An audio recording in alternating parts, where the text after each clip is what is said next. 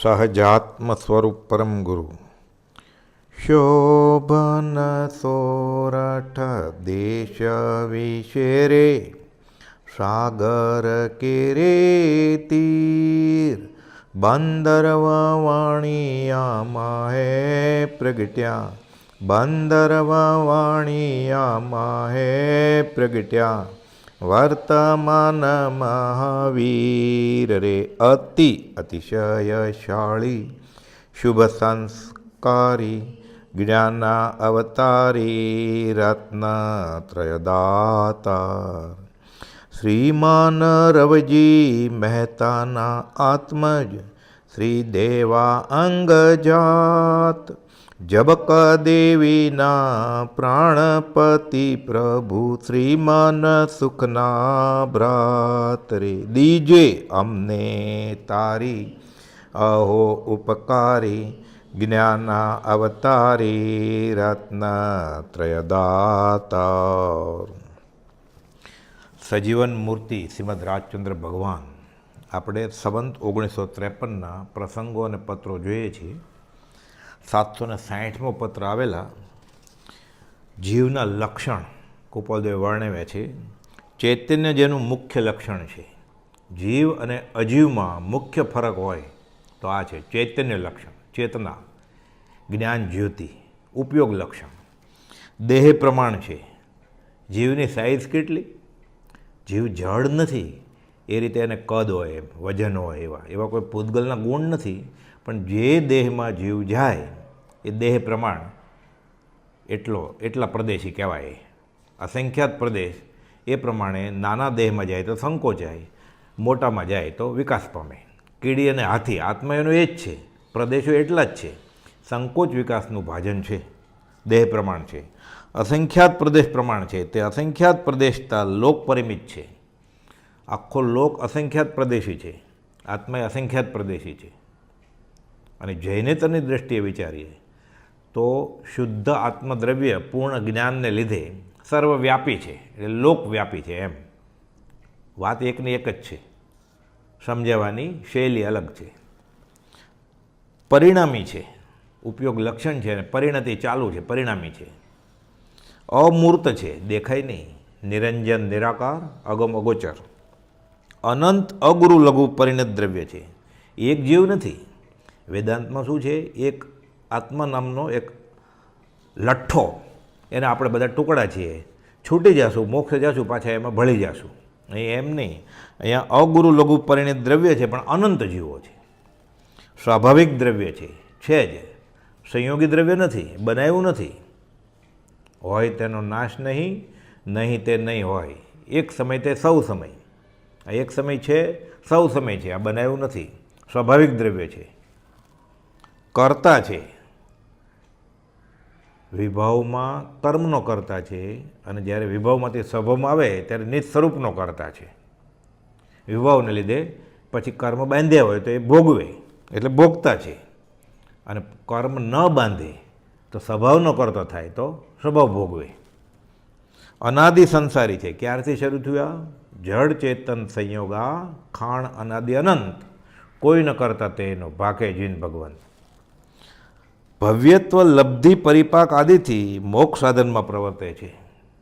એ લબ્ધિ પ્રગટે છૂટવાની એને, ત્યારે એ મોક્ષ સાધનમાં પ્રવર્તે અને જીવ છૂટી જાય, ભવનો છેડો ફાટી જાય. મોક્ષ થાય છે, મોક્ષ થઈ શકે છે. મોક્ષ છે, 6 પદના પત્રમાં છે ને. મોક્ષમાં સ્વપરિણામી છે. એકવાર મોક્ષ થયો પછી એમાં ને એમાં રહે છે. પુનરાવૃત્તિ, પછી પાછો ન ફરે, એમાં જ પરિણતિ. સંસારી જીવ, હવે આ જીવના લક્ષણ કીધા. હવે સંસારી જીવના લક્ષણ કહે છે. સંસાર અવસ્થામાં મિથ્યાત્વ, અવિરતિ, પ્રમાદ, કષાય અને યોગ ઉત્તરોત્તર બંધન સ્થાનક છે. મોટામાં મોટું શરૂઆત જ મિથ્યાત્વ, ઊંધી સમજણ. ઊંધી સમજણ હોય એટલે પછી અવિરતિ હોય, પ્રમાદ હોય, કષાય હોય, યોગ હોય. સવળી આવે પછી બધું વયું જાય. સિદ્ધાર્થમાં સિદ્ધ અવસ્થામાં યોગનો પણ અભાવ છે. મન, વચન અને કાયા સિદ્ધને નથી. કેવળ જ્ઞાન છે અને મન વચન કાયા છે તો સહયોગી કેવળી, સહયોગી જીન.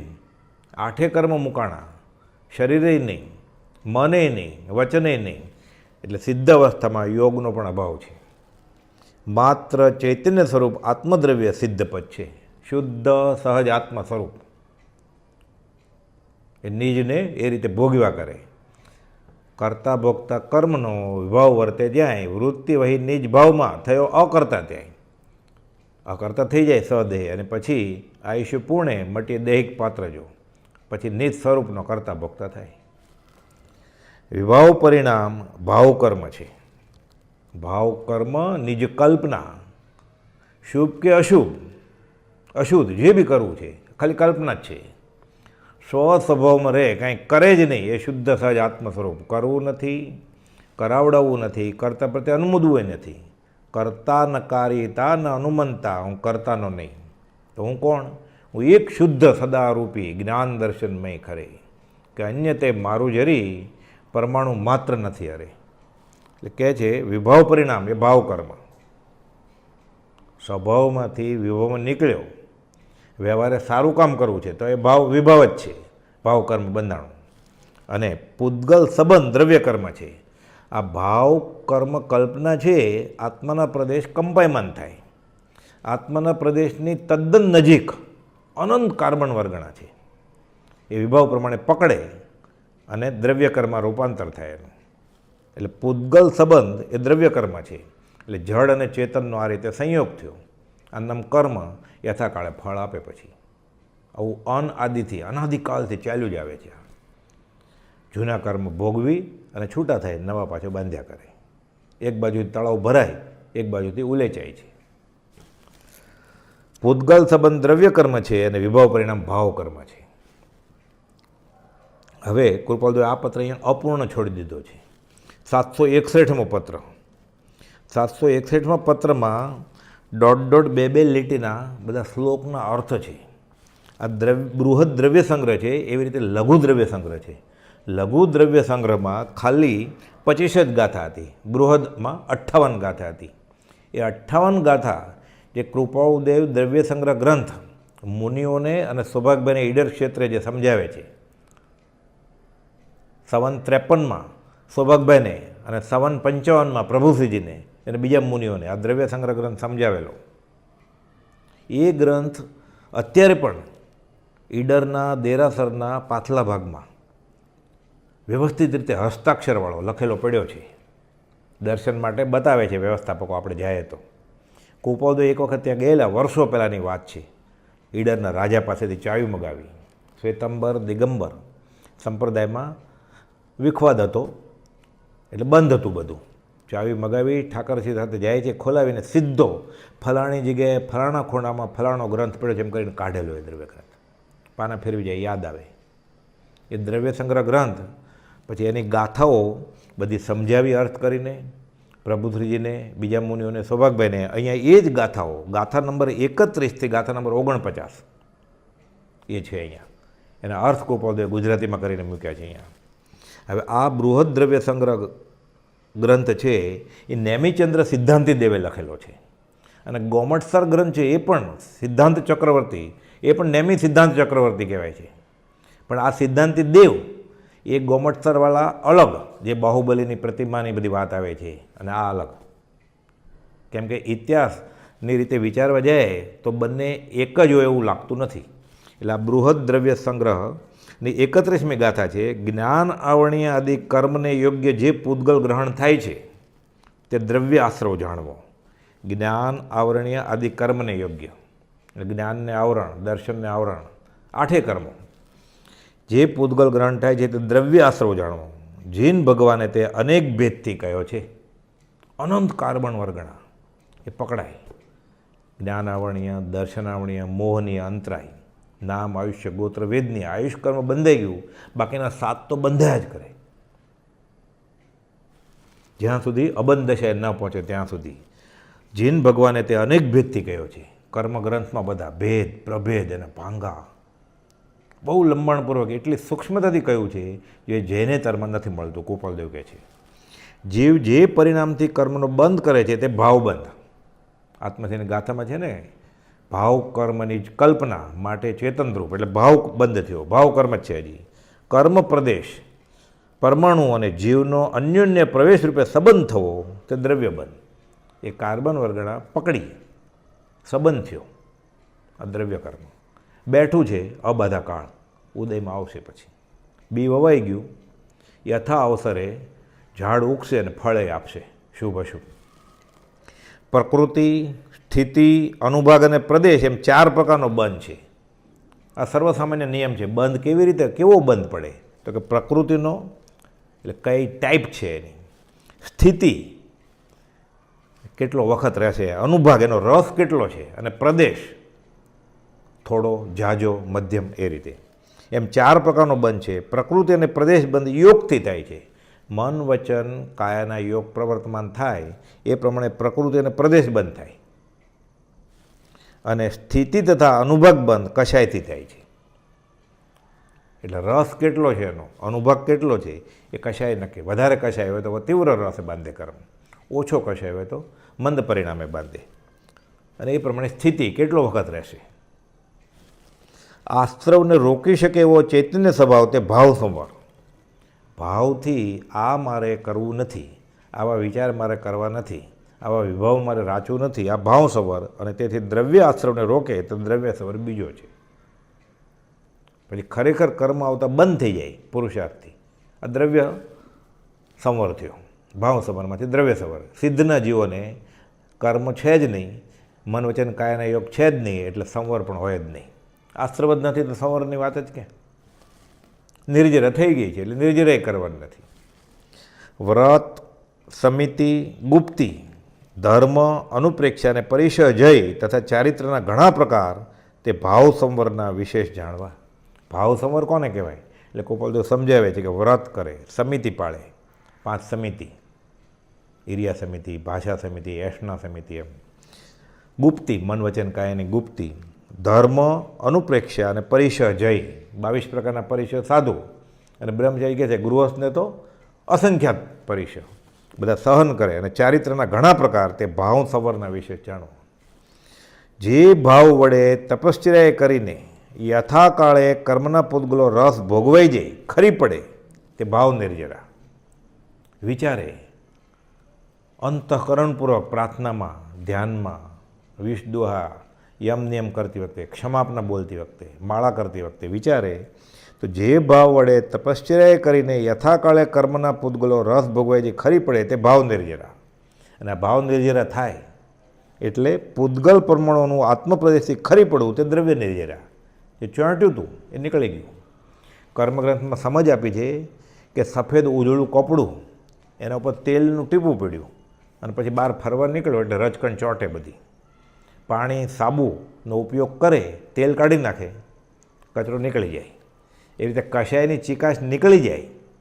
આ ભાવ સંવર અટકાવી દે અને ભાવ નિર્જરા. અને એ ચકાશ નીકળી ગઈ એટલે જે કર્મો ચોંટેલા એ બધા ઉખડી જાય, એ દ્રવ્ય નિર્જરા થાય. પછી સર્વકર્મનો ક્ષય થવારૂપ આત્મસ્વભાવ તે ભાવ મોક્ષ, અબંધ પરિણામે. અને કર્મ વર્ગણાથી આત્મદ્રવ્યનું જુદું થઈ જવું તે દ્રવ્ય મોક્ષ.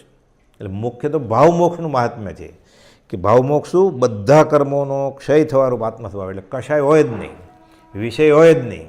કોવા વિમુક્ત, મણિરત્ન માળામાં શંકરાચાર્યજી કહે છે.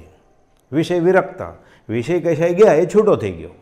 તો શરીર છે તો નામ, આયુષ્ય, ગોત્રને વેદનીય. શરીર છે ત્યાં સુધી છે, આયુષ પતે એ 4 કર્મ વયા જાય. પછી શું થાય? કર્મ વર્ગણાથી આત્મદ્રવ્યનું જુદું થઈ જવું, દ્રવ્ય મોક્ષ થઈ ગયો. એક પરમાણુ માત્રની ન મળે સ્પર્શના. પછી શુભ અને અશુભ ભાવને લીધે પુણ્ય અને પાપ જીવને હોય છે. શુભ કરે ભાવ પુણ્ય બંધાય, અશુભ પાપ બંધાય. શાતા, શુભ આયુષ્ય, શુભ નામ અને ઉચ્ચ ગોત્રનો હેતુ પુણ્ય છે. એટલે આવા શુભ ભાવથી પુણ્ય બાંધે એટલે પછી શાતા એવા કર્મ બંધાય. શાતા વેદનીના શુભ આયુષ્ય, શુભ નામ અને ઉચ્ચ ગોત્ર. અશુભ કર્મો બાંધે તો નીચ ગોત્ર, હલકું કુળ મળે, અશાતા વેદની બાંધે. પાપથી તેથી વિપરીત થાય છે. સમ્યક દર્શન, સમ્યક જ્ઞાન અને સમ્યક ચારિત્ર મોક્ષના કારણ છે. આ 3 રત્નો, રત્નત્રયી જ્ઞાન, દર્શન ને ચારિત્ર સમ્યક હોવા જોઈએ. મોક્ષના કારણ છે. વ્યવહાર નહીંથી તે ત્રણેય છે. નિશ્ચયથી આત્મા એ ત્રણેય મય છે. એટલે હું શરીર નહીં પણ આત્મા છું, આ પ્રતીતિ થઈ, એ દર્શન, શ્રદ્ધા થઈ, જ્ઞાન થયું, આ સાચું યથાર્થ જેમ છે એમ, એ સમ્યક જ્ઞાન. એવો સ્થિર સ્વભાવ આવે, એ સમ્યક ચારિત્ર. મૂળ એ આત્મા, સહજ આત્મ સ્વરૂપ, ત્રણેય એક જ છે. તે ત્રણેય અભેદ પરિણામે એક રૂપે પ્રવર્તે એમના મોક્ષ. નિશ્ચયથી આત્મા એ ત્રણેયમય છે. આત્માને છોડીને એ ત્રણેય રત્ન બીજા કોઈ પણ દ્રવ્યમાં વર્તા નથી. એટલે સમ્યક દર્શન, સમ્યક જ્ઞાન ને સમ્યક ચારિત્ર, આત્મા સિવાય બીજા કોઈ દ્રવ્યનું લક્ષણ નથી. આ જળનું કે આકાશનું કે ધર્માસ્તિક અધર્માસ્તિકાયનું. આત્માને છોડીને એ ત્રણેય રત્ન બીજા કોઈ પણ દ્રવ્યમાં વર્તા નથી. તેટલા માટે આત્મા એ ત્રણેયમય છે. આ વિશિષ્ટ ગુણ છે. આ જળમાં ન જોવા મળે, અજીવમાં ન જોવા મળે. અને તેથી મોક્ષ કારણ પણ આત્મા જ છે. આત્માને લીધે જ આ છે, આત્મામાં જ છે, આત્માથી જ છે. એટલે કોઈ પણ ત્યાંનો મોક્ષ થાય છે. એટલે મોક્ષ કારણ પણ આત્મા જ છે. જીવ આદિ તત્વો પ્રત્યે આસ્થારૂપ આત્મ સ્વભાવ તે સમ્યક દર્શન. તીર્થંકર ભગવાને, જિનેશ્વર ભગવાને જે બધા જીવ અજીવ પદાર્થો જાણ્યા છે એ યથાર્થ, એની શ્રદ્ધા આવે એ સમ્યક દર્શન. જેથી માઠા આગ્રહથી રહિત સમ્યક જ્ઞાન થાય છે. માઠા આગ્રહ વયો જાય, જ્ઞાનીએ જે કહ્યું છે તહત્તી થાય, એનું સમ્યક જ્ઞાન.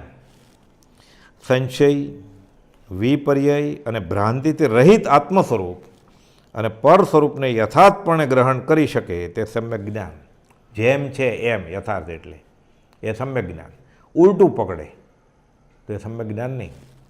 ભ્રાંતિ સાકાર ઉપયોગરૂપ છે, તેના ઘણા બધા ભેદ છે. ભાવોનું સામાન્ય સ્વરૂપ જે ઉપયોગ ગ્રહણ કરી શકે તે દર્શન, એમ આગમમાં કહ્યું છે.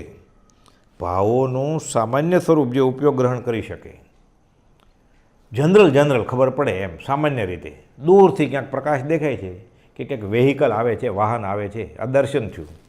પછી આગળ દર્શન શબ્દ શ્રદ્ધાના અર્થમાં પણ વપરાય છે, પણ અહીંયા દર્શનને જ્ઞાનની વાત કરીએ. પછી નજીક આવ્યું તો ખબર પડી કે આ તો ટુ વ્હીલર છે, આ તો મોટરસાઇકલ છે, આ તો બાઇક છે, એ જ્ઞાન થયું.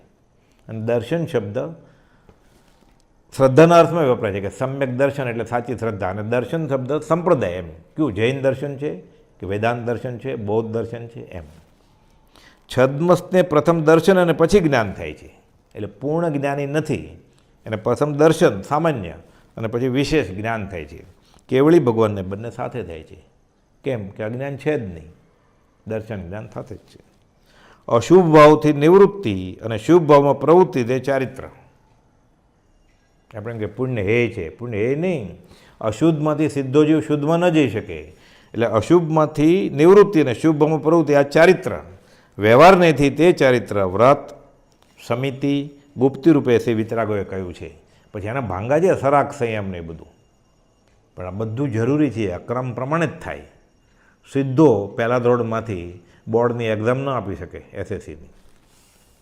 સંસારના મૂળ હેતુઓનો વિશેષ નાશ કરવાને અર્થે બાહ્ય અને અંતરંગ ક્રિયાઓ જ્ઞાની પુરુષને નિરોધ થાય, તેનું નામ પરમ સમ્યક ચારિત્ર વિતરાગોએ કહ્યું છે.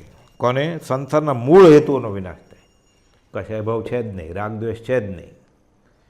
સંસારનું મુખ્ય કારણ શું? રાગદ્વેષ. જન્મ, જરા અને મૃત્યુ મુખ્ય દુઃખના હેતુ, કારણ તેના બે કયા? રાગદ્વેષ અણ હેતુ. એ જાય એ પુરુષને નિરોધ થાય, તેનું નામ પરમ સમ્યક ચારિત્ર વિતરાગોએ કહ્યું છે. મોક્ષના હેતુરૂપે બંને ચારિત્ર ધ્યાનથી અવશ્ય મુનિઓ પામે છે. તેટલા માટે પ્રયત્નવાન ચિત્તથી ધ્યાનનો ઉત્તમ અભ્યાસ કરો. એટલે માથે ગુરુજી હોય, આત્મજ્ઞાની હોય, પછી એની આજ્ઞા હેઠળ ધર્મ ધ્યાનમાં રહેજો અને આગળ જતા આત્માનો અનુભવ થાય. જો તમે અનેક પ્રકારના ધ્યાનની પ્રાપ્તિને અર્થે ચિત્તની સ્થિરતા ઈચ્છતા હો તો પ્રિય અથવા અપ્રિય વસ્તુમાં મોહ ન કરો, રાગ ન કરો, દ્વેષ ન કરો. આ જ શ્લોક કુપોદે લંબાણમાં મુનિઓને ઈડર ક્ષેત્ર સમજાવેલો. આ 49મો શ્લોક છે બૃહદ્રવ્ય સંગ્રહનો, કે ધ્યાન કરવું છે તો શું કરો?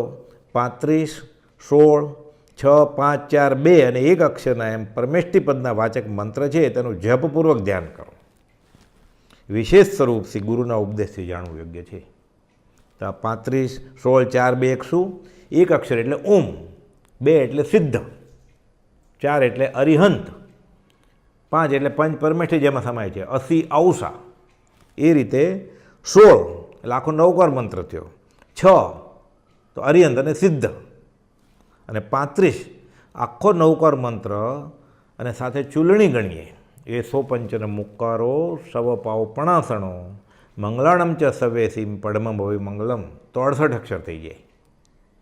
35 નવકાર મંત્રના અને ચૂલણીના બીજા 33, 68 અક્ષર તેના જાણો 68 તીર્થનો સાર. અહીંયા ખાલી 35ની વાત છે, એટલે 35 એટલે નવકાર મંત્ર, નમો રિંતાણમ, નમો સિદ્ધાણમ, તે નમો લોહે સૌ સાવણમ સુધી, અને 16 અક્ષર અરિયન, સિદ્ધ, આચાર્ય, ઉપાધ્યાય અને સાધુ. બધું એક જ છે, એક અક્ષરથી લઈને 35 ને 68 સુધી એનું ધ્યાન કરો. એટલે પંચ પરમેષ્ઠી બધા સહજ આત્મ સ્વરૂપ છે, એનું ધ્યાન કરો. શા માટે? વંદે તદગુણ લબ્ધે, એ થવા માટે. હવે 762મો પત્ર. ઓમ નમઃ. સર્વ દુઃખનો આત્યંતિક અભાવ અને પરમ અવ્યબાદ સુખની પ્રાપ્તિ એ જ મોક્ષ છે. સર્વ દુઃખનો આત્યંતિક અભાવ, મ પુનરાવૃત્તિ પછી ફરીવાર પાછું એ કર્મ ભોગવવા માટે, દુઃખ સુખ ભોગવવા માટે આવવાનું નથી. આ અવ્યબાદ સુખની પ્રાપ્તિ એ મોક્ષ, અને તે જ પરમહિત છે. વિતરાગ સન્માર્ગ તેનો સદુપાય છે. વિતરાગના ધર્મમાં સાચે રસ્તે પ્રયાણ કરવાથી જીવ આ વસ્તુ પામે, આ એનો સદુપાય છે. તે સન્માર્ગ આ પ્રમાણે છે. સંક્ષેપે કહે છે, સમ્યક દર્શન, સમ્યક જ્ઞાન અને સમ્યક ચારિત્રની એકત્રતા તે મોક્ષ માર્ગ છે. જ્ઞાન, દર્શન, ચારિત્ર અભેદ પરિણામે જ્યારે વર્તે, આ ત્રણેય એક થઈ જાય, આ મોક્ષ માર્ગ. સર્વજ્ઞના જ્ઞાનમાં ભાષ્યમાન તત્વની સમ્યક પ્રતીતિ થવી તે સમ્યક દર્શન છે. જેમ સર્વજ્ઞે જાણ્યું છે એમ જાણે એવી શ્રદ્ધા થાય, એવી પ્રતીતિ આવે, અને સમ્યક દર્શન કહેવાય. તે તત્વનો બોધ થવો તે સમ્યક જ્ઞાન છે. સાચી વસ્તુની માહિતી મળી કોના તરફથી? જ્ઞાની તરફથી, એ સમ્યક જ્ઞાન. અને ઉપાદેય તત્વનો અભ્યાસ થવો તે સમ્યક ચારિત્ર છે. હવે શું કરવું? હવે વિભાવમાંથી સ્વભાવમાં રહેવું, વિભાવ છોડી દેવા, આ સમ્યક ચારિત્ર. એને અનુલક્ષીને બહારથી વસ્ત્ર બદલાય, લોચ કરાય, ઉગાડપા ઘર છોડી દે, બરાબર. ખરું ચારિત્ર શું? જે વિભાવમાંથી સ્વભાવમાં આવે એ. એટલે ઉપાદેય તત્વનો અભ્યાસ થવો, જે ગ્રહણ કરવા યોગ્ય છે એ ગ્રહણ કરે, આ સમ્યક ચારિત્ર. શુદ્ધ આત્મપદ સ્વરૂપ એવા વિતરાગ પદમાં સ્થિતિ થવી તે ત્રણેયની એકત્રતા છે. આ ત્રણેય એક થાય ત્યારે જીવ વિતરાગ પદમાં વાસ કરે. વર્ધમાન સંકિત થઈ ટાળે મિથ્યાભાસ, ઉદય થાય ચારિત્રનો વિતરાગ પદવાસ. સાચી સમજણ આવે, ખોટું ગ્રહણ કરે નહીં, સ્વભાવમાં રહે, યથાર્થ જ્ઞાન છે એટલે જીવ વિતરાગ બને. સર્વજ્ઞ દેવ, નિર્ગ્રંથ ગુરુ અને સર્વજ્ઞ ઉપદેશ ધર્મની પ્રતીતિથી તત્વ પ્રતીતિ પ્રાપ્ત થાય છે. દેવ ગુરુ ધર્મની શ્રદ્ધા, પણ ક્યાં દેવ? સતદેવ, વિતરાગ દેવ. નિર્ગ્રંથ ગુરુ, બાહ્ય તેમ અભ્યંતરે ગ્રંથ ગ્રંથિ નહીં હોય, પરમ પુરુષ તેને કહો સરળ દ્રષ્ટિથી જોઈ, આ ગુરુ. અને સર્વજ્ઞ ઉપદેશ ધર્મ એટલે વિતરાગનો કહેલો પરમ શાંત રસમય ધર્મ, ગમે એને કહેલો નહીં. આ ધર્મની પ્રતીતિથી તત્વ પ્રતીતિ પ્રાપ્ત થાય છે. સર્વ જ્ઞાન આવરણ, દર્શન આવરણ, સર્વ મોહ અને સર્વ વીર્ય આદિ અંતરાયનો ક્ષય થવાથી આત્માનો સર્વજ્ઞ વિતરાગ સ્વભાવ પ્રગટે છે. 4 ઘાતી કર્મ ગયા: જ્ઞાન આવરણીય, દર્શન આવરણીય, મોહની અને અંતરાય. એટલે કે જે સર્વ જ્ઞાન આવરણ, દર્શન આવરણ, સર્વ મોહ અને સર્વ વીર્ય આદિ અંતરાયનો ક્ષય થવાથી આત્માનો સર્વજ્ઞ વિતરાગ સ્વભાવ પ્રગટે છે. એટલે સદેહ ભગવાન, સ્વયોગી. 4 કર્મ ઘાતી ગયા, હવે 4 અઘાતે વયા જાય, પછી 8 કર્મથી મુકાણ, એ સિદ્ધ. નિર્ગ્રંથ પદના અભ્યાસનો ઉત્તરોત્તર ક્રમ તેનો માર્ગ છે. આ વસ્તુ હાંસલ કરવા માટે શું રસ્તો છે? નિર્ગ્રંથ પદના અભ્યાસનો ઉત્તરોત્તર ક્રમ, નિર્ગ્રંથનો માર્ગ, અરહતનો માર્ગ, જ્યાં ત્યાંથી રાગદેશ રહિત થવું, એ માર્ગ. તેનું રહસ્ય સર્વજ્ઞ ઉપદેશ ધર્મ છે, વિતરાગનો કહેલો ધર્મ. ગોપાલદેવ કહે છે ને, મારા વતી વીરને નિશંક સમજજો. વિતરાગ જેવું બીજું કોઈ દર્શન નથી. 763મો પત્ર, સંવત 53નો જ છે. લખે છે, સર્વજ્ઞે કહેલું ગુરુ ઉપદેશથી આત્માનું સ્વરૂપ જાણીને સુપ્રતિત કરીને તેનું ધ્યાન કરો. આત્માનું ધ્યાન કરવું છે કેવી રીતે કે આ આત્માનું સર્વજ્ઞે કહેલું, પણ સર્વજ્ઞે કહેલું છે આ ક્યાં લેવા જાય? હવે કયું આગમમાં છે? સ્થાનક પાસે કે હું 32માંથી ગોતીશ, શ્વેતાંબર કે હું 45માંથી ગોતીશ, દિગંબર ના અમે પંચ પરમાગમમાંથી ગોતશું. તો કોનું માનવું? બધું સર્વજ્ઞ પ્રણિત જ કહેવાય છે પાછું. એટલે કહે છે સર્વજ્ઞનું કહેલું ગુરુ ઉપદેશથી, એમ માને સદગુરુ ઉપદેશથી તો કામ થાય. એટલે એના લક્ષ્ય, સર્વજ્ઞના લક્ષ્ય સત્પુરુષ સમજાવે. સર્વજ્ઞનું કહેલું ગુરુ ઉપદેશથી આત્માનું સ્વરૂપ જાણીને સુપ્રતિત કરીને તેનું ધ્યાન કરો તો બરાબર. જો ગુરુ ઉપદેશથી ન જાણે, પોતાની મેળે જાણે તો એ ન ચાલે. જેમ જેમ ધ્યાનની વિશુદ્ધિ તેમ તેમ જ્ઞાન આવરણીયનો ક્ષય થશે. એટલે આત્મા પ્રત્યે જેટલું અનુસંધાન થશે એટલો જ્ઞાન આવરણીય કર્મનો ક્ષય થાય. પોતાની કલ્પનાથી તે ધ્યાન સિદ્ધ થતું નથી. તો આત્માનું ધ્યાન હું કરવા માંડું તો પોતાની કલ્પનાથી? ગોપાલદેવ ના પાડે છે કે પોતાની કલ્પનાથી તે ધ્યાન સિદ્ધ થતું નથી. ઠેર ઠેર ગોપાલદેવ વચનામૃતમાં અને બોધમાં, સમાગમમાં ઘણા બધા મુમુક્ષુઓને ધ્યાન અંગે ચેતવ્યા છે. વચનામૃત 128માં લખ્યું, સત્સંગ વગર ધ્યાન તે તરંગરૂપ છે. સૌભાગભાઈને અને ડુંગરસિંહ ગોસળેને લખ્યું 335માં, જે વાસ્તવ્ય જ્ઞાનીને ઓળખે છે તે ધ્યાન અદીને ઈચ્છે નહીં એવો મારો અંતરંગનો અભિપ્રાય છે. ધારસીભાઈને લખ્યું 735માં કે બધું કરો પણ જ્યાં સુધી ગુરુ આજ્ઞામાં નહીં રહ્યો ત્યાં સુધી એ ધ્યાન બધા નહીં જેવા કામના છે. 330માં લખ્યું ખંભાતના કૃષ્ણદાસ, મનમાં કલ્પ્યું હોય કે તેજોમય પદાર્થ દેખાયને ધ્યાન, તો એ નહીં. 472માં લખ્યું સુધારસ પકડવો છે.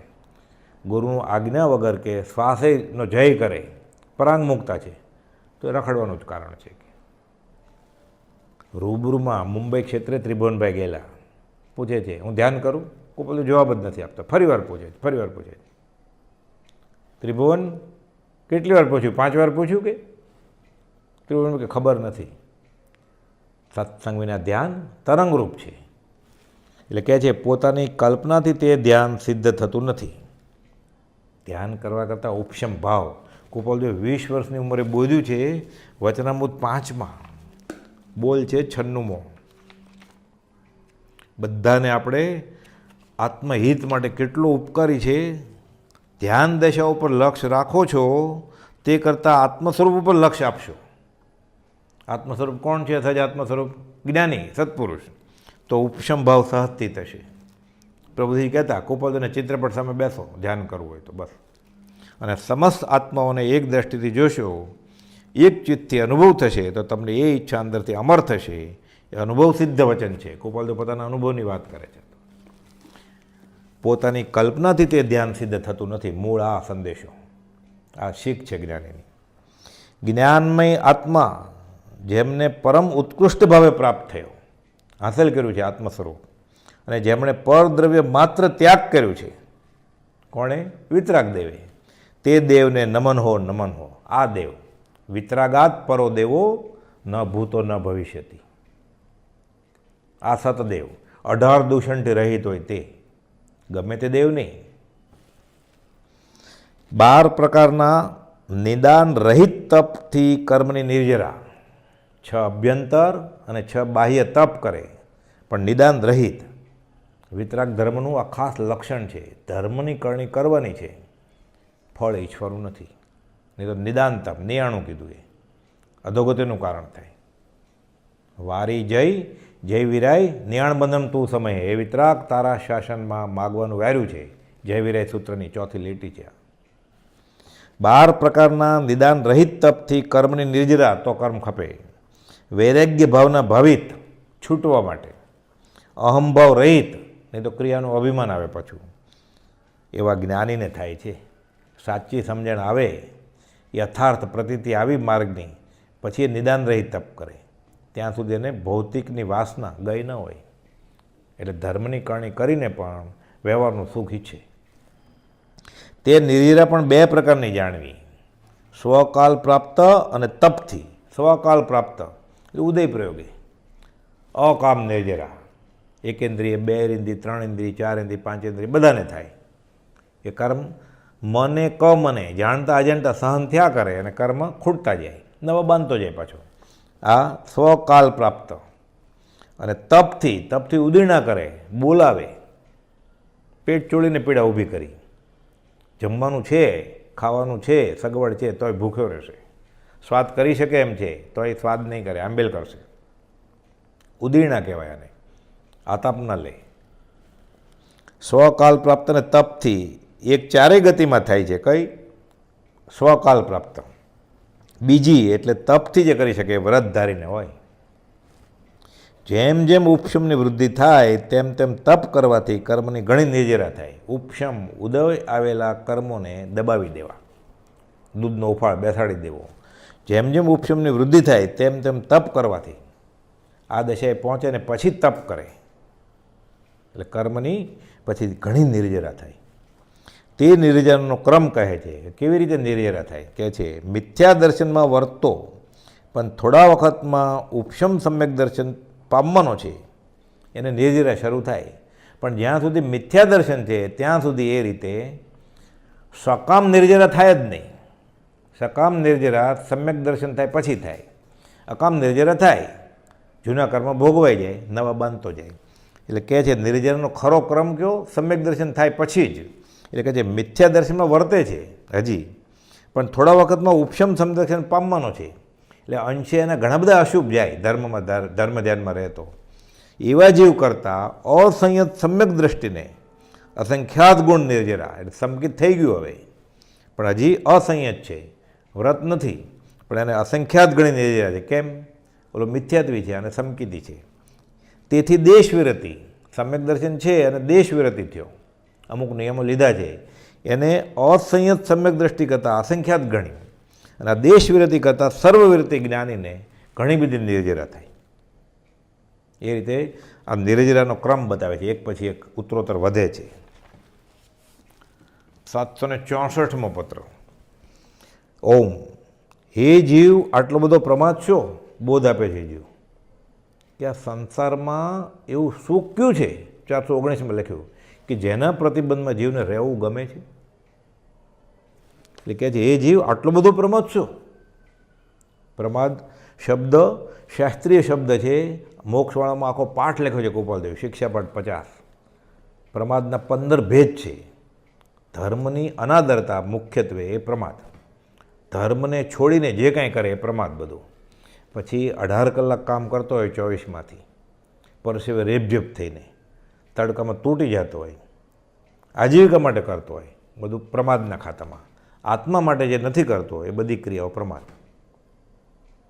એ 4 કષાય, 4 વિકથા, 5 ઇન્દ્રિયોના વિશે, એટલે 4 ને 4 8 ને 13, સ્નેહ અને નિંદ્રા. આ 15 ભેદ છે પ્રમાદના. શુદ્ધ આત્મપદની પ્રાપ્તિને અર્થે વિતરાગ સન્માર્ગની ઉપાસના કર્તવ્ય છે. એક જ વાત, વિતરાગનો કહેલો ધર્મ પરમ શાંત રસમય છે, પૂર્ણ સત્ય છે. સર્વજ્ઞ દેવ, નિર્ગ્રંથ ગુરુ અને દયા મુખ્ય ધર્મ. દેવ ગુરુ ધર્મનું સ્વરૂપ કહે છે. સર્વજ્ઞ દેવ, બધું જ જાણે છે તે. પૂર્ણ કામ પણ હોય ત્યાં સર્વજ્ઞતા હોય. હજી કંઈક કરવાનું બાકી હોય છે ને એ પૂર્ણકામી નથી, એને સર્વજ્ઞ હોય જ નહીં. નિર્ગ્રંથ ગુરુ, બાહ્ય અને અભ્યતર ગ્રંથિ જેને છે જ નહીં, એટલે બહારથી ગાડી લાડી વાડી બધું છોડ્યું અને અંદરથી ક્રોધ માન માયા લોભ વિષય કશાય છોડ્યા એ. અને દયા મુખ્ય ધર્મ. ધર્મને બીજો દયા સમાન. મુખ્ય દયા કઈ? પોતાના આત્મા પ્રત્યે નહીં, કે આ આત્મા અનંત કાળથી જન્મ મરણ કરીને રખડી રહ્યો છે, હવે છૂટે, આ સ્વદયા. અને બીજાને પણ વહેલું છૂટવાનું બને, આ ભાવ, અપરદયા. એને અનુલક્ષીને જે ક્રિયા થાય એ રીતે ધર્મનું સાધન ગણાય. દયા મુખ્ય ધર્મ. શુદ્ધ આત્મદ્રષ્ટિ થવાના આ 3 અવલંબન છે. ક્યાં? સર્વજ્ઞ દેવ, નિર્ગ્રંથ ગુરુ અને દયા મુખ્ય ધર્મ. સર્વજ્ઞે અનુભવેલો એવો શુદ્ધ આત્મપ્રાપ્તિનો ઉપાય શ્રી ગુરુ વડે જાણીને તેનું રહસ્ય ધ્યાનમાં લઈને આત્મપ્રાપ્તિ કરો. શું લખે છે? સર્વજ્ઞે અનુભવેલો, એ જિનેશ્વર ભગવાને જે માર્ગ પ્રેર્યો છે એ અનુભવવાણી છે. કુપલદેવ કહે છે ને વડવા ક્ષેત્રે મોહનલાલજી મહારાજને, આ વાણી આત્માને લૂછાઈને નીકળે છે. પ્રયોગવીર, કુપલદેવ પ્રયોગ કર્યા, જે સાચું લાગ્યું એ સ્વીકાર્યું, સ્વીકારીને આચરણમાં મૂક્યું અને એ પાને ચડે એવું છે. કાકા કાલેલ કરે છે કુપલદેવ પ્રયોગવીર હતા કે સર્વજ્ઞ અનુભવેલો, પોતે અનુભવ્યો એ માર્ગનું પ્રરૂપણ કર્યું છે. શુદ્ધ આત્મપ્રાપ્તિનો ઉપાય શ્રી ગુરુ વડે જાણીને તેનું રહસ્ય ધ્યાનમાં લઈને આત્મપ્રાપ્તિ કરો. ઓક સંજ્ઞા કે કુળ સંપ્રદાય ચાલી આવે છે એમ નહીં. યથા જાત લિંગ સર્વવિરતિ ધર્મ. હવે કુપલદેવ ધર્મ કયો એટલે કહે છે યથા જાત લિંગ. યથા જાત એટલે જન્મ્યો ત્યારે કેમ નગ્ન હોય એ લિંગ. સર્વવિરતિ ધર્મ, બધું છોડી દેવાનું. સર્વસંગ પરિત્યાગની વાત છે. શું કરીને? નગ્ન ભાવ મુંડ ભાવ સહ અસ્નાનતા અદંત ધોવન આદિ પરમ પ્રસિદ્ધ. મુખ્ય તો નગ્ન ભાવ મુંડ ભાવ. પછી શક્તિ હોય પરિગ્રહ તદ્દન છોડી શકે એમ હોય તો નગ્ન ભાવમાંથી નગ્ન દ્રવ્ય થઈ જાય તો વાંધો નહીં. સર્વવિરતિ ધર્મ, સર્વસંગ પરિત્યાગ. પણ આ ન થઈ શકે અથવા ઉદય નથી તો, હજી એટલી હિંમત નથી, એટલો પુરુષાર્થ નથી તો, એટલા પૂર્ણ નથી તો, એવા માથે સત્પુરુષ નથી કે ત્યાં એના ચરણ આગળ જઈને બેસી જાય તો દ્વાદશ દેશ વિરતિ ધર્મ એટલે 12 પ્રકારનો શ્રાવક ધર્મ, 12 વ્રત કીધા છે એ કરો. એ પ્રમાણે ગૃહસ્થ ધર્મ પણ ધર્મ આરાધનાનું ઉત્તમ નિમિત્ત બની શકે જો ભગવાનની આજ્ઞા પ્રમાણે કરે તો. એટલે આગાર અને અણગાર, કોઈ આગાર છે જ નહીં, ઘર છે જ નહીં, અણગાર પણ હજી ગૃહસ્થ દશા છે તો એની માટે નિયમ છે ભગવાને આપ્યા છે. દ્વાદશ દેશ વિરતિ ધર્મ. અને 4 અનુયોગની વાત કરે છે. દ્રવ્યાનુયોગ સુસિદ્ધ સ્વરૂપ દ્રષ્ટિ થતા, મુખ્ય દ્રવ્ય પોતે આત્મદ્રવ્ય સુસિદ્ધ સ્વરૂપ દ્રષ્ટિ થતાં થાય કે શુદ્ધ સહજ આત્મ સ્વરૂપ છે. કરણનુયોગ સુસિદ્ધ થાય તો સુપ્રતિદ્રષ્ટિ થતા. કેવી રીતે સિદ્ધ થાય કરણનુયોગ? એટલે બધા કર્મ બંધના અને કર્મ છૂટવાના બધા જે રસ્તા છે અનુયોગમાં એ કરણનુયોગ. આ સુપ્રતિદ્રષ્ટિ થતા પછી થાય. ચરણ અનુયોગ સુસિદ્ધ પદ્ધતિ વિવાદ શાંત કરતા. આ સુસિદ્ધ થાય ક્યારે? કે આ જ્ઞાનની આજ્ઞાએ જે ત્યાગ વેર્યા ખપના છે એ સ્વીકાર્યા, પણ પદ્ધતિ વિવાદ શાંત કરતા. કે આમ જ દોરો, આમ જ તુંબડી, આમ જ પાત્રા, આમ જ મોપતિ. દોરો હોય તો જ્ઞાન ન જ થાય એમ નહીં, પદ્ધતિ વિવાદ શાંત થાય તો કામ થાય. છૂટવા માટે કરવાનું છે સંઘાણ પ્રમાણે, પોતપોતાની શક્તિ પ્રમાણે જીવ કરે. એટલે કહે છે ચરણ અનુયોગ સુસિદ્ધ પદ્ધતિ વિવાદ શાંત કરતા. એટલે જેનામાં શક્તિ છે એ દિગંબર થઈ જાય, શક્તિ નથી તો શ્વેત વસ્ત્ર વૈરાગ ઉપજાવ એવા વસ્ત્ર પહેરીને પણ જીવ ધર્મનું આચરણ કરી શકે, નગ્ન થઈ જાય, સર્વ પરિગ્રહ છોડી શકે તો સારું જ છે. પણ છેલ્લે તો અંતરંગ પરિગ્રહ છોડવાનો છે. એમાં બાહ્ય પરિગ્રહ છોડવું એ નિમિત્ત ઉત્કૃષ્ટ છે, પણ એનો ઝઘડો એટલે કે જે પદ્ધતિ વિવાદ શાંત કરતા ચરણનો યોગ સુસિદ્ધ થાય. નહીં તો કેવી રીતે થાય? નહીં તો અથવા મતદર્શન ઘણા કહે ઉપાય અનેક. કોઈ કે દિગંબર એક પણ દોરો હોય ત્યાં સુધી જ્ઞાન થાય જ નહીં તો ત્યાં જ અટકી જાય જીવ. સ્ત્રીને થાય જ નહીં તો ત્યાં જ અટકી જાય. ફલાણી કોમમાં જ થાય, વાણિયા બ્રાહ્મણને રાજવંશી સિવાય સર્વસંગ પરિત્યાગનો અધિકાર જ નથી તો બાકીનાનો મનુષ્ય એળે ગયો. એટલે એમ નહીં, જાતિ વેશનો ભેદ નહીં, કયો માર્ગ જો હોય. એ ચરણ અનુયોગ સુસિદ્ધ પદ્ધતિ વિવાદ શાંત કરીને. મુખ્ય ચરણ કયું? વિભાવમાંથી સ્વભાવમાં આવવું એ, રાગદ્વેષ છોડવો એ. અને ધર્મકથાનો યોગ સુસિદ્ધ ક્યારે થાય? એમાં શું? બાળબોધ હેતુ સમજાવતા. શરૂઆતના જીવોને પ્રથમ ભૂમિકામાં આવા કથાનુયોગના દાખલા આપે અને કયા કર્મથી જીવ કેટલો સુખી દુઃખી થાય એ સમજણ આવે, સાથે પૂર્વભવની શ્રદ્ધા આસ્થા આવે અને જ્ઞાનીના ચરિત્ર રહસ્ય પામે. ધીરે ધીરે જીવ અધ્યાત્મમાં આગળ વધે. કુપલદેવ ત્યાં સુધી કહ્યું છે પછી કે જે જ્ઞાની પુરુષના ચરિત્ર રહસ્યને પામે છે તે જીવ જ્ઞાની થાય છે, પરમેશ્વર પદ હાંસલ કરે છે. એટલે આ રીતે 764મો પત્ર. હવે 765મો પત્ર. અહીં કૃપાલદેવ ઘણા બધા ઢાંચા મથાળા આપે છે. પુસ્તક કોઈ ગ્રંથ લખવાના હશે એટલે જે જે વિચાર આવે એ બધા નોંધી રાખ્યા હોય. એટલે મોક્ષ માર્ગનું અસ્તિત્વ, પછી એનું પ્રમાણ શું, આપ્ત કોનો વિશ્વાસ રાખી શકાય મોક્ષ માર્ગમાં, અને પ્રાપ્ત જેની આગળ છે કે નહીં એમ, ગુરુ, ધર્મ અને ધર્મની યોગ્યતા, જે કર્મ, જીવ અજીવ, પુણ્ય પાપ, આશરો, સંવર એ વિશે બધું એ બધા મથાળા લખ્યા છે. પછી પ્રમાણ એટલે આગમ પ્રમાણ, શાસ્ત્ર પ્રમાણ, અનુભવ પ્રમાણ એમ. પછી નહીં નિક્ષેપ એટલે કયા અભિગમથી કઈ અપેક્ષાએ વસ્તુનો નિર્ધાર કરવો. નહીં અનેકાંત એક જ નહીં પકડી રાખે તો કામ ન થાય. અનેકાંત સ્યાદવાદની વાત છે. લોક અલોક લોકનું સ્વરૂપ આ 14 રાજલોક સીમિત છે, એની આગળ ધર્માસ્તિકાય અધર્માસ્તિકાય નથી. આકાશ છે અલોકમાં પણ, અલોક આકાશ ને લોક આકાશ, પણ લોક પેટી પેક છે 14 રાજલોક. અલોક લોકની બહાર અલોક કે ફક્ત આકાશ છે, શૂન્ય.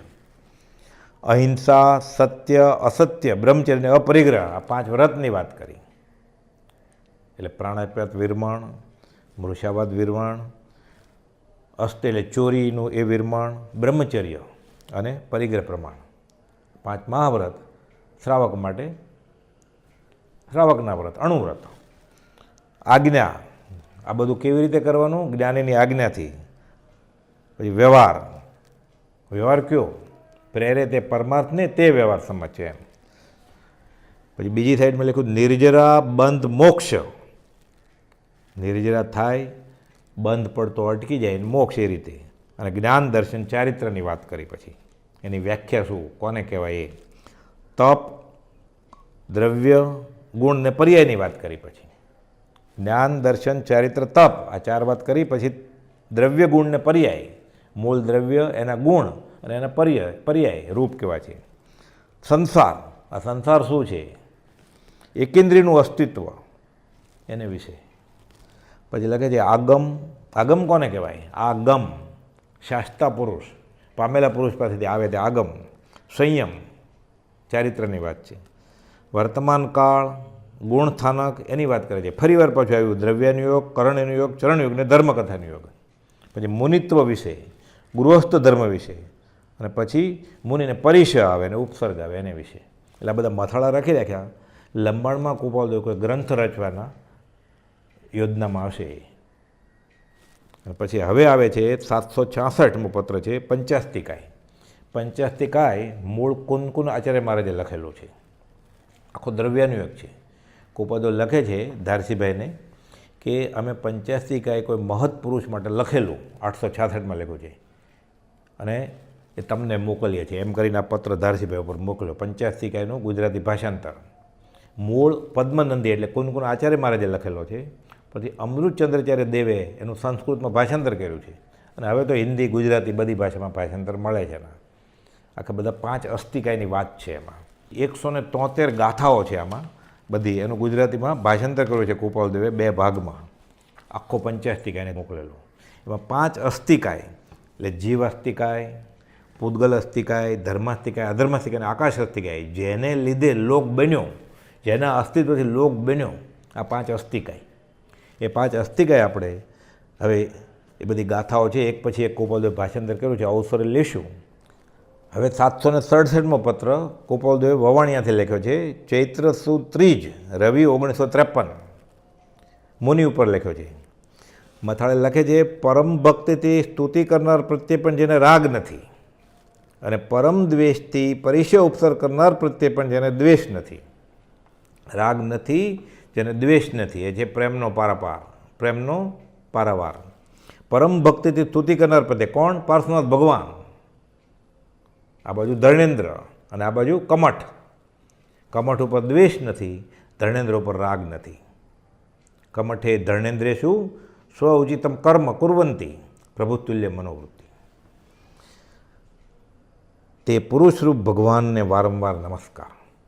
આ દેહધારી પરમાત્મા અદ્વેષ વૃત્તિથી વર્તવું યોગ્ય છે એ ધીરજ કર્તવ્ય છે. મુનિઓને કહે છે કે અદ્વેષ વૃત્તિથી વર્તવું યોગ્ય છે. ઉપસર્ગ પરિચય 22 પ્રકારના આવે સાધુને. સંપ્રદાય બધો વિરોધે પડેલો કૃપાલદેવને માનતા. એટલે કહે છે તમે અદ્વેષ વૃત્તિથી જ વર્તો, ધીરજ રાખજો કે ધીરજ કર્તવ્ય છે. મુનિ દેવકરણજીને આચરંગ વાંચતા સાધુનો દીર્ઘશંકા આદિ કારણોમાં પણ ઘણો સાંકડો માર્ગ જોવામાં આવ્યો. તે પરથી એમ આશંકા થઈ કે એટલી બધી સંકળાશ એવી અલ્પક્રિયામાં પણ રાખવાનું કારણ શું હશે? તેનું સમાધાન એટલે 5 સમિતિ જે પાળવાની છે અને 3 ગુપ્તી, એમાં લઘુશંકા દીર્ઘશંકામાં નિયમથી વર્તવાનું છે. બધું પરઠવું પડે. એમાં હિંસા ન થવી જોઈએ, દુગંછા ન થવી જોઈએ, બીજાને એવી રીતે વિરોધાભાસ ન થવો જોઈએ, મન ન દુભાવવું જોઈએ. કે આટલું બધું સંકળાશવાળો માર્ગ કેમ હશે? એટલે ગોપાલદેવ સમાધાન કરે છે કે સતત અંતર્મુખ ઉપયોગ એ સ્થિતિ એ જ નિર્ગ્રંથનો પરમ ધર્મ છે. સાચો ધર્મ શું? આત્મામાં જ રહે એ સતત અંતર્મુખ ઉપયોગ એ સ્થિતિ કરવી, આ નિર્ગ્રંથનો માર્ગ છે. એક સમય પણ ઉપયોગ બહિર્મુખ કરવો નહીં એ નિર્ગ્રંથનો મુખ્ય માર્ગ છે. આત્મામાંથી બહાર નીકળ્યો કે કર્મ વળગશે, પણ તે સંયમ અર્થે દેહાદી સાધન છે તેના નિર્વાહને અર્થે સહજ પણ પ્રવૃત્તિ થવા યોગ્ય છે. એટલે આમ તો બહાર ચાલવાનું જ નથી પણ ચાલવું તો પડશે જ, બોલવાનું નથી પણ બોલવું જ પડશે, ખાવાનું જ નથી કોઈ આહાર કરવો નહીં, પછી લખ્યું કરવો તો પૂતગલના સમૂહ રૂપે કરવો. એટલે સંયમના હેતુ હજી દેહ ટકાવવો પડશે. એટલે કહે છે પણ તે સંયમ અર્થે દેહાદી સાધન છે તેના નિર્વાહને અર્થે સહજ પણ પ્રવૃત્તિ થવા યોગ્ય છે. કંઈ પણ તેવી પ્રવૃત્તિ કરતાં ઉપયોગ બહિર્મુખ થવાનું નિમિત્ત છે. આવી પ્રવૃત્તિ કરે એટલે ઉપયોગ બહાર તો જવાનો છે. તેથી તે પ્રવૃત્તિ અંતર્મુખ ઉપયોગ પ્રત્યે રહ્યા કરે એવા પ્રકારમાં ગ્રહણ કરાવી છે. એટલે આવી બાહ્ય પ્રવૃત્તિઓ કરવા છતાં જીવ પાછો અંતરંગમાં જ કેમ રહે, પરિણત કેમ રહે, એને માટે આ બધા નિયમ મૂક્યા છે. કેવળ અને સહજ અંતર્મુખ ઉપયોગ તો મુખ્યત્વે કેવળ ભૂમિકા નામે 13મે ગુણસ્થાને કહેવાય છે. સતત કેવળ નિજ સ્વભાવનું અખંડ વર્તે જ્ઞાન અને નિર્મળ વિચારધારાના બળવાનપણા સહિત અંતર્મુખ ઉપયોગ 7મે ગુણસ્થાને કહેવાય છે. બે ફાટ આત્મા અનુભવાઈ ગયો છે, હજી શ્રેણી માંડવાની બાકી છે. શ્રેણી માંડીને ઉપર ચડશે અને ક્ષીણમો ગુણસ્થાનક 12મે પહોંચશે અને 12મે છેવડે 13મે પહોંચી જશે, સહયોગી કેવળી થશે. પણ નિર્મળ વિચારધારાના બળવાનપણા સહિત અંતર્મુખ ઉપયોગ 7મે હોય છે. એમ પ્રમાદથી તે ઉપયોગ સ્ખલિત થાય છે તો પાછો 7માંથી 6 આવી જાય, હિંચકાની જેમ 7માંથી 6 6થી 7મે. અને કંઈક વિશેષ અંશમાં સ્ખલિત થાય તો વિશેષ બહિર્મુખ ઉપયોગ થઈ ભાવ અસંયમપણે ઉપયોગની પ્રવૃત્તિ થાય છે. પછી વેશ લીધો હોય સાધુનો પણ ભાવ અસંયમ થઈ જાય એટલે જીવ પડી જાય, અધ્યાત્મમાં આગળ વધતો અટકી જાય. એટલે કહે છે આ ઉપયોગ જો બહુ જ બહિર્મુખ વર્તે તો આવું થાય. અને ભાવ અસંયમપણે ઉપયોગની પ્રવૃત્તિ થાય છે તે ન થવા દેવાને અર્થે અને દેહ આદિ સાધનના નિર્વાહની પ્રવૃત્તિ પણ છોડી શકાય નહીં એવી છે. ગોચરીએ જવું જ પડે, લઘુશંકા દીર્ઘશંકા કરીને પરઠવાઈ જવું પડે.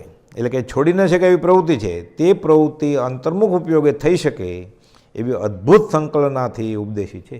તેને 5 સમિતિ કહેવાય છે. એટલે ઈર્યાપથિકી, ભાષા સમિતિ, એશના સમિતિ, પછી વસ્તુ લે આદાન પ્રદાન એ રીતે એમાં, અને પરિસ્થાપના લઘુશંકા દીર્ઘશંકા એ પરઠવા જાય ત્યાં સમિતિ. જેમ આજ્ઞા આપી છે તેમ આજ્ઞાનો ઉપયોગપૂર્વક ચાલવું પડે તો ચાલવું, નહીં તો ચાલવાનું જ નથી. જેમ આજ્ઞા આપી છે તેમ આજ્ઞાનો ઉપયોગપૂર્વક બોલવું પડે તો બોલવું, નહીં તો મૌન જ રાખવાનું છે. જેમ આજ્ઞા આપી છે તેમ આજ્ઞાનો ઉપયોગપૂર્વક આહાર આદિનું ગ્રહણ કરવું, નહીં તો ખાવાનું જ નથી. પૂતગલનો સમૂહ પૂતગલમાં મૂકવાનો, કેમ કે આ પૂતગલનું શરીર પૂતગલથી જ ટકશે. જેમ આજ્ઞા આપી છે તેમ આજ્ઞાપૂર્વક વસ્ત્ર આદિનું લેવું મૂકવું એમ કરવું, બધી વસ્તુઓ ઉપાડવી મૂકવી. જેમ આજ્ઞા આપી છે તેમ આજ્ઞાનો ઉપયોગપૂર્વક દીર્ઘશંકા આદિ શરીર મળનો ત્યાગ કરવા યોગ્ય ત્યાગ કરવો, લઘુશંકા દીર્ઘશંકા. એ પ્રકારે પ્રવૃત્તિરૂપ 5 સમિતિ કહી છે. અને જે સંયમમાં પ્રવર્તવાના બીજા પ્રકારો ઉપદેશ્યા છે તે સર્વ આ 5 સમિતિમાં સમાઈ જાય છે. આ તો પ્રવચન માતા છે. 5 સમિતિ અને 3 ગુપ્તી, મન વચન અને કાયની ગુપ્તી. અર્થાત જે કંઈ નિર્ગ્રંથને પ્રવૃત્તિ કરવાની આજ્ઞા આપી છે તે પ્રવૃત્તિમાંથી જે પ્રવૃત્તિ ત્યાગ કરવી અશક્ય છે, ખાવું તો પડશે જ, પીવું તો પડશે જ, ચાલવું તો પડશે જ, બોલવું તો પડશે જ, તો તેની જ આજ્ઞા આપી છે કે આટલી છૂટ પણ આ નિયમ સાથે. અને તે એવા પ્રકારમાં આપી છે કે મુખ્ય હેતુ જે અંતર્મુખ ઉપયોગ તેને જેમ અસ્ખલિતતા રહે તેમ આપી છે. તે જ પ્રમાણે વર્તવામાં આવે તો ઉપયોગ સતત જાગ્રત રહ્યા કરે. એટલે ખરેખર આ 5 સમિતિ પાળે જીવ જ્ઞાનીની આજ્ઞાએ તો ઉપયોગ અંતર્મુખ જ રહે. અને જે સમયે જીવની જેટલી જ્ઞાન શક્તિ તથા વીર્ય શક્તિ છે તે અપ્રમત રહ્યા કરે. એટલે જેટલું શ્રદ્ધાનમાં આવ્યું હોય પછી આ પ્રવૃત્તિ કરતાં આ ઉપયોગ રહે 5 સમિતિનો, તો એ સમયની જ્ઞાન શક્તિ વીર્ય શક્તિ તે અપ્રમત રહ્યા કરે. એટલે ધર્મમાં આગળ વધે, પડે નહીં. દીર્ઘ શંકા આદિ ક્રિયાએ પ્રવર્તતા પણ અપ્રમત્ત સંયમ દ્રષ્ટિ ન થઈ જાય અને સંયમ દ્રષ્ટિ વિસ્મરણ ન થઈ જાય તે હેતુએ તેવી સંકળાશવાળી ક્રિયા ઉપદેશી છે. શા માટે? દેવકંજ મુનિની જે શંકા હતી કહે છે કે દીર્ઘ શંકા આદિ ક્રિયાએ પ્રવર્તતા પણ અપ્રમત્ત સંયમ દ્રષ્ટિ વિસ્મરણ ન થઈ જાય કે મારે અહીંયા ઉપયોગ રાખવાનો છે તેવી સંકળાશવાળી ક્રિયા ઉપદેશ છે, પણ સત્પુરુષની દ્રષ્ટિ વિના તે સમજાતી નથી. છેલ્લે તો વર્તે સદગુરુ લક્ષ્ય તો સમજાય. આ રહસ્યમય દ્રષ્ટિ સંક્ષેપમાં લખી છે, તે પર ઘણો ઘણો વિચાર કર્તવ્ય છે. સર્વ ક્રિયામાં પ્રવર્તતા આ દ્રષ્ટિ સ્મરણમાં આણવાનો લક્ષ્ય રાખવા યોગ્ય છે. કોઈ પણ ક્રિયા કરો ત્યારે આ દ્રષ્ટિ જ્ઞાનીની આ 5 સમિતિ અને 3 ગુપ્તી એનો ઉપયોગ હોય તો જીવ કર્મબંધથી અટકી શકે. શ્રી દેવકંજી આદિ સર્વમુનિઓએ આ પત્ર વારંવાર અનુપ્રેક્ષા કરવા યોગ્ય છે કે કેમ કહ્યું છે જ્ઞાનીએ, એનું કારણ છે. શ્રી લલુઈ આદિ મુનિઓને નમસ્કાર પ્રાપ્ત થાય. કર્મગ્રંથની વાતના પૂરી થયે ફરી આવર્તન કરી અનુપ્રેક્ષા કર્તવ્ય છે. કર્મગ્રંથ વાંચવાની આજ્ઞા કરેલી પ્રભુશ્રીજીને ને બીજા મુનિઓને, વંચાઈ ગયો હોય કે તો શું કરવાનું? ફરી આવર્તન કરી અનુપ્રેક્ષા કરી ગયા. હવે એકવાર વંચાઈ ગયો, ફરીવાર વાંચે ને અનુપ્રેક્ષા ઊંડો ઉતરે, વધારે સમજણ આવે. પછી 768મો પત્ર વવાણિયાથી લખ્યો છે. શુભેચ્છાયુક્ત શ્રી કેશવલાલ પ્રત્યે શ્રી ભાવનગર, કેશવલાલ નથ્થુ. કાગળ પ્રાપ્ત થયો છે. આશંકાનું સમાધાન આ પ્રમાણે છે. એકેન્દ્રિય જીવને અનુકૂળ સ્પર્શ આદિની પ્રિયતા અવ્યક્તપણે છે, તે મૈથુન સંજ્ઞા છે. એટલે પૂછ્યું હશે કે એકેન્દ્રિય જીવને મૈથુન સંજ્ઞા કેવી રીતે હોય? કોઈ કામેન્દ્રિય તો એવી દેખાતી નથી, મન નથી, અસંગની છે. તો એટલે કહે છે એકેન્દ્રિય જીવને અનુકૂળ સ્પર્શ આદિની પ્રિયતા અવ્યક્તપણે છે, તે મૈથુન સંજ્ઞા છે. આપણે એમ કહીએ ને મન હોય તો સંજ્ઞી જીવ કહેવાય, નહીં તો અસંગની. અહીંયા સંજ્ઞા એટલે એ પ્રકારની એની પરિણતિ જીવની, એને સંજ્ઞા કહી છે. એકેન્દ્રિય જીવને અનુકૂળ સ્પર્શ અને પ્રિયતા અવ્યક્તપણે છે. એટલે આપણે દેખાય નહીં, જ્ઞાનીય જ્ઞાનમાં જાણ્યું છે અવ્યક્તપણે એને પણ પ્રિય છે સ્પર્શાદી, મૈથુન સંજ્ઞા. એકેન્દ્રિય જીવને દેહ અને દેહના નિર્વાહ આદિ સાધનમાં અવ્યક્ત મૂર્છારૂપ પરિગ્રહ સંજ્ઞા છે. મોટામાં મોટો પરિગ્રહ શું છે? દેહ હું છું એ જ. એ પકડ્યું છે બહારથી, પોતાનું નથી. મેરો એક આતમ તામ મમજ્જુકીનો. આ તો શું થયું છે? અપરાધી ગુરુદેવ કો 3 ભુવન કો ચોર. આ 6 દ્રવ્ય લોકના, એમાં જીવ દ્રવ્ય અજીવના સંયોગથી આ શરીર બનાવે છે. પછી પંચ મહાભૂત પકડ્યા એણે, પોતાના છે જ નહીં, ચોરી કરી છે. એટલે કહે છે એકેન્દ્રિય જીવને દેહ અને દેહના નિર્વાહી સાધનમાં અવ્યક્ત મૂર્છા હોય છે, દેહમાં અને દેહના સાધનમાં. અને પરિગ્રહ સંજ્ઞા કહેવાય. શરીર જ પરિગ્રહ છે પોતાનું, પકડ્યું છે ને. ગ્રહ્યું કિંચિત માત્ર ગ્રહવું એટલે સુખનો નાશ. વનસ્પતિ એકેન્દ્રિય જીવમાં આ સંજ્ઞા કે વિશેષ કર્તવ્ય છે. કઈ?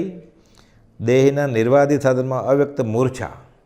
એટલે ઝાડ જાડું જાડું થાય, પછી કંદે જાડું જાડું થાય, એટલી બધી એ મૂર્છારૂપ એને સંજ્ઞા છે. એટલે આ કઈ સંજ્ઞા? આ અવ્યક્ત મૂર્છારૂપ પરિગ્રહ સંજ્ઞા. એટલે ભેગું કરવું. પછી તો ઝાડ વડલા નહીં, વડવાય એ ડાળ ફેલાવો થતો જ જાય. શરૂઆતમાં 3 ફૂટ હોય ખાલી, પછી 30 ફૂટ 100 ફૂટ સુધી પછી જમીનમાં નાખે મૂળિયા અને ભેગું કરે ખોરાક. એટલે કે જે વનસ્પતિમાં આ સંજ્ઞા વિશેષ છે. મતિ જ્ઞાન, શ્રુત જ્ઞાન, અવધિ જ્ઞાન, મન પ્રયોગ જ્ઞાન, કેવળ જ્ઞાન. આ 5 જ્ઞાન અને મતિ અજ્ઞાન, શ્રુત અજ્ઞાન અને વિભંગ જ્ઞાન. એટલે અવધિ જ્ઞાન ખરું પણ મિથ્યા દર્શન સાથે, એટલે વિભંગ જ્ઞાન. આ 8 જીવના ઉપયોગ હોવાથી અરૂપી ગયા છે. જ્ઞાન અને અજ્ઞાન એ બેમાં મુખ્ય ફેર એટલો છે કે જે જ્ઞાન સંકિત સહિત છે તેને જ્ઞાન કહ્યું, અને જે જ્ઞાન મિથ્યાત્વ સહિત છે તેને અજ્ઞાન કહ્યું. એટલે અજ્ઞાન એ જ્ઞાનનો જ ભાગ છે. અજ્ઞાન એટલે જ્ઞાન નહીં એમ નહીં, છે પણ વિપરીત છે, ઊંધું છે, ભ્રાંતિયુક્ત છે. એટલે 5 જ્ઞાન અને 3 અજ્ઞાન, 8 જ્ઞાનના જ ભાગ છે, પાછા પ્રકાર છે. પણ વસ્તુતા એ બંને જ્ઞાન જ છે. એક હે, બીજું ઉપાદેય. એ રીતે જ્ઞાન આવણીય કર્મ અને અજ્ઞાન એ એક નથી. અજ્ઞાન એટલે સાચું જ્ઞાન નથી, વિપરીત જ્ઞાન છે એ. અને જ્ઞાન આવરણીય એટલે જ્ઞાનને આવરણ છે. એટલે જ્ઞાન મેળવવામાં જે અંતરાય છે, કર્મ છે, જ્ઞાન આવણીય કર્મ, અને અજ્ઞાન એ બંને એક નથી. ગોપાલદેવ કહે છે જ્ઞાન અવર્ણીય કર્મ જ્ઞાનને આવરણરૂપ છે અને અજ્ઞાન જ્ઞાન અવર્ણીય કર્મના ક્ષયોપશમ રૂપ એટલે કે આવરણ ટળવારૂપ છે. થોડું ઘણું એ જ્ઞાન થયું, એ જ્ઞાન આવરણીય ગયું ત્યારે ને નિગોદના જીવને જ્ઞાન અક્ષરના અનંતમાં ભાગ્યું છે, પછી એકેન્દ્રિયમાં કે બે ઇન્દ્રિયમાં આવ્યો એટલે થોડું જ્ઞાન વધ્યું. કેવી રીતે વધ્યું? એનું જ્ઞાન આવરણ ઘટ્યું એટલે અજ્ઞાન જ છે હજી, પણ અજ્ઞાન એ શું થયું? જ્ઞાનનો ભાગ છે અને જ્ઞાન આવરણ ટળ્યું એ રીતે થોડો ઉપર આવ્યો. એટલે અજ્ઞાન એ જ્ઞાન આવરણ ટળે ત્યારે થાય, એટલે બે એક વસ્તુ નથી. એ જ્ઞાન આવરણીય કર્મ અને અજ્ઞાન એક નથી. જ્ઞાન આવરણીય કર્મ જ્ઞાનને આવરણરૂપ છે. જો જ્ઞાન આવરણ પૂરું હોય 100%, તો જીવ જડ થઈ જાય, તો અજ્ઞાને ન રહે, પછી જડ જ થઈ જાય. એટલે ખોટું ન જાણે પછી. એટલે જ્ઞાન આવરણીનો ક્ષયોપશમ થાય, ક્ષય થાય કે ઉપશમ થાય, પછી અજ્ઞાન એના રૂપે એ અજ્ઞાન. અને જ્યારે પૂરું ક્ષય થયું ત્યારે શુદ્ધ જ્ઞાન. એટલે જ્ઞાન આવરણીય કર્મ જ્ઞાનને આવરણરૂપ છે અને અજ્ઞાન જ્ઞાન આવરણીય કર્મના ક્ષયોપશમ રૂપ એટલે કે આવરણ ટળવારૂપ છે. એટલે આપણે કે આવરણ ટળ્યું અને તોય અજ્ઞાન. પૂરું આવરણ ટળે ત્યારે જ્ઞાન, પૂરું આવરણ નથી ટળ્યું એટલે અપૂર્ણ કે વિપરીત જ્ઞાન એ અજ્ઞાન. અજ્ઞાન શબ્દનો સાધારણ ભાષામાં જ્ઞાન રહિત અર્થ થાય છે કે જ્ઞાન છે જ નહીં એમ, જેમ જળ જ્ઞાનથી રહિત છે તેમ.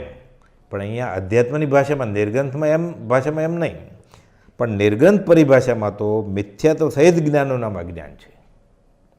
એટલે મતિ અજ્ઞાન, શ્રુત અજ્ઞાન અને વિભંગ જ્ઞાન. એટલે તે દ્રષ્ટિથી અજ્ઞાનને અરૂપી કહ્યું છે. જ્ઞાન અજ્ઞાન બધું અરૂપી જ છે, પણ એ રીતે એમ આશંકા થાય કે જો અજ્ઞાન અરૂપી હોય તો સિદ્ધમાં પણ હોવું જોઈએ. તેનું સમાધાન આ પ્રમાણે છે. હવે ગોપાલદેવ સમજાવે છે કે મિથ્યાત્વ સહિત જ્ઞાનનું નામ અજ્ઞાન કયું છે, તેમાંથી મિથ્યાત્વ જતાં બાકી જ્ઞાન રહે છે. તે જ્ઞાન સંપૂર્ણ શુદ્ધતા સહિત સિદ્ધ ભગવંતમાં વર્તે છે. એટલે જ્યારે શુદ્ધ સહજ આત્મ સ્વરૂપ થાય, એક પણ કર્મ મળ ન રહે, એનું નામ સિદ્ધ. સિદ્ધનું કેવળ જ્ઞાનીનું અને સમ્યક દ્રષ્ટિનું જ્ઞાન મિથ્યાત્વ રહિત છે. મિથ્યાત્વ જીવને ભ્રાંતિ રૂપે છે, તે ભ્રાંતિ યથાર્થ સમજાતા નિવૃત્ત થઈ શકવા યોગ્ય છે. ખોટું પકડ્યું છે, સમજાઈ ગયું, છોડી દે. મિથ્યાત્વ દિશા ભ્રમરૂપ છે, ખોટી દિશા પકડી છે, દેખત ભૂલી. શ્રી કુંવરજીની જિજ્ઞાસા વિશેષ હતી. એટલે ભાવનગરવાળા કેશવલાલને ભાવનગરવાળા કુંવરજી આણંદજી. શ્રી કુંવરજીની જિજ્ઞાસા વિશેષ હતી, પણ કોઈ એક હેતુ વિશેષ વિના પત્ર લખવાનું હાલ વર્તતું નથી. આ પત્ર તેમને વંચાવવાની વિનંતી છે એટલે મળી જ ગયો. અધ્યાત્મનો એ રીતે પત્ર દ્વારા સત્સંગ થયો, પણ અહીંયા હેતુ વિશેષ વિના પત્ર લખવાનું હાલ વર્તતું નથી. એટલે ખાસ સામેવાળો જેવું પાત્ર હોય, એને ઉપકારરૂપ થવાતું હોય, કુપલદેવનો એવો ઉદય હોય તો લખે, નહીં તો ન લખે. એટલે 768મો પત્ર. હવે 769મો પત્ર છે, વવાણિયાથી ચૈત્ર સુદ ચોથ સંવંત 1953 સૌભગભાઈ ઉપર લખ્યો છે. ત્રણેય પ્રકારના સંકિતમાંથી ગમે તે પ્રકારનું સંકિત આવે તો પણ વધારેમાં વધારે 15 ભયો મોક્ષ થાય. એટલે સૌભગભાઈ પૂછેલું 751મા પત્રમાં કે સંકિતના પ્રકાર કયા કયા છે. એટલે જ્ઞાની પુરુષની શ્રદ્ધારૂપ સંકિત, પછી પરમાત્માની અનુભવ અંશે પ્રતીતિ થઈ, અને પછી બે ફાટ આત્મા અનુભવાય. એમ ઉત્તરોત્તર વધતું જાય. 3 પ્રકારના સંકિતમાંથી ગમે તે પ્રકારનું સંકિત હોય તો પણ વધારેમાં વધારે 15 ભવે મોક્ષ થાય. અને જો તે સંકિત આવ્યા પછી જીવ વમે તો વધારેમાં વધારે અર્ધપૂતગલ પરાવર્તન સુધી સંસાર પર થઈને મોક્ષ થાય. અનંતકાળ ન રખડે, પછી છૂટે છૂટે ને છૂટે. જૈનેતરમાંય કહ્યું છે, એકવાર આ બી વવાઈ ગયું, ભક્ત બીજ પલટે નહીં, જો જુગ જાય અનંત, ઊંચ નીચ ઘર અવતરે, અંતે સંત ના સંત. અર્ધપૂતગલ પરાવર્તન છૂટે જ. સામાન્ય રીતે 15 ભવ, 15 વધુમાં વધુ 15 ભવ, બીજે ત્રીજે ચોથે ભવે છૂટી જાય. નરસિંહ મહેતા કહે છે, ભણે નરસિંહનું દર્શન થતા કુળ 71 ત્યારે રહે. તીર્થંકરના નિર્ગ્રંથનીઓ, શ્રાવક શ્રાવિકાઓ સર્વને જીવ અજીવનું જ્ઞાન હતું, તેથી સંકિત કહ્યું છે એમ કંઈ નથી. એ સંકિતી જીવ છે, એટલે કે બધાને જીવાજીવનું જ્ઞાન થઈ જાય તો જ સંકિત, એમ નહીં. તેમાંના ઘણા જીવોને માત્ર સાચા અંતરંગ ભાવથી તીર્થંકરની અને તેમના ઉપદેશેલા માર્ગની પ્રતીતિથી પણ સંકિત કહ્યું છે કે ભગવાન તીર્થંકરે જે માર્ગ કયો છે એ સાચો છે, અને પુરુષ કહેનાર પણ સાચા છે.